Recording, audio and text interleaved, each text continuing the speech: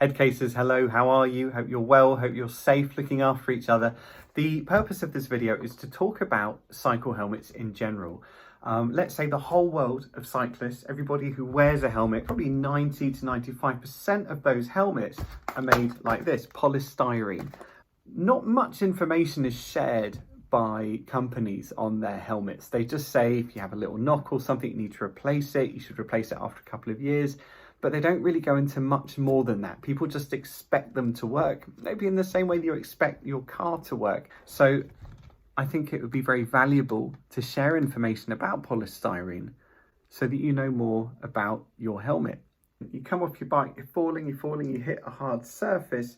Polystyrene, which is thousands of little air bubbles here, they will squash and they will crack and they will compress and they will split as a means of slowly deaccelerating your eventual impact with a hard surface. That's brilliant. However, it's really hard.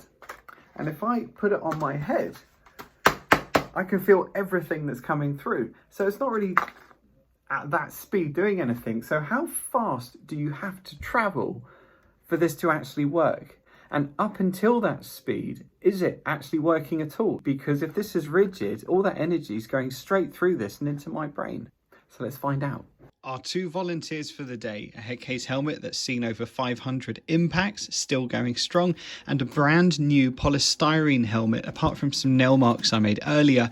Our 5 kilo head form with an accelerometer right in the center of the brain that will be measuring the energy that travels through as we drop it from a very low height and gradually increase that height. Now, a disclaimer, obviously these helmets are only meant to be dropped once or twice before you're meant to replace them because they do break, they are fragile. This isn't fragile, as you can see. That's why we made it. However, for the purpose of this video, we will be using this one, and obviously very small knocks, just to see what happens. We drop these helmets from increments of 10 centimeters all the way up to about 1 meter. I'm really interested to see what happens between a soft foam helmet that theoretically should be squishing even from a distance as low as 10 centimeters and a rigid material that will eventually compress. But how much energy is needed before this starts to break down and do its job? So we're running, we're good to go. 10 centimeters to start off with. That's fairly uneventful. Let's go up to 20 centimeters. Again, not triggered. I think this foam really is sort of just squishing as it's impacting. 30 centimeters. Still not got a trigger. Let's keep going. 40 centimeters. Okay, let's try 50 centimeters. Okay, I'm worried that actually this isn't working. So let's go right up to 1 meter. This will definitely trigger unless there's a problem. Okay, that's triggered. So I'm going to drop down again. 40 centimeters. No, nothing. Wow. No, up to 60. Ah, here we go. Okay, let's go to 70. 45.13, so let's go to 80. 49.51. Go to 90. 2, 1. Whoops, Daisy, hit the ruler. And let's go back up to 1 meter again. 1. How are we looking?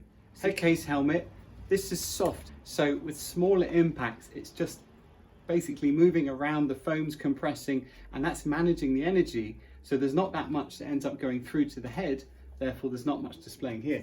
Now this, it's a rigid helmet. Let's just see what happens. 10 centimeters. Got a very different noise, isn't it? Oh, we've got a trigger already. 20 centimeters. Okay, 30 centimeters.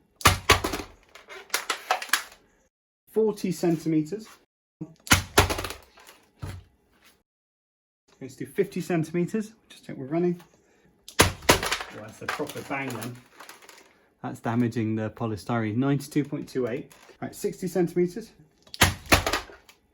Oh wow, real compression happening now. You can see that starting to squish. 70 centimeters. Oh, wow. Right, let's do 80. That's a proper bang, wasn't it? 90, 3, 2, 1. 92.52. That's really interesting. So as we're getting higher, polystyrene's compressing better. And 1 meter. Oh, wow. 1 meter. Oh, that was more direct. Welcome back. So what's happened? I think the rigidity of the polystyrene has meant that at lower impacts when you're hitting it, it's not enough power to compress this. Therefore, the energy that goes through is a lot higher in comparison to something that's soft and squishy and very forgiving. When we have a look at this chart, I bet what we're going to see is the end case one is going to be like a curve that slowly goes up. And I think the polystyrene one is going to be one that goes up sharp and then gradually maybe evens out. I think the key thing here, though, is to take into account what is a small impact. How fast or how big an impact is it when a little kid is learning to cycle and they fall over on their bike, they sort of wobble and hit the ground like that? That's my concern. How good is that for this sort of job? Because fortunately, not everybody has a large accident, thank goodness, but everyone falls off their bike. Everyone has those little dings. And what happens to the energy when it isn't going fast enough to break this stuff? I think I'd rather have one of these.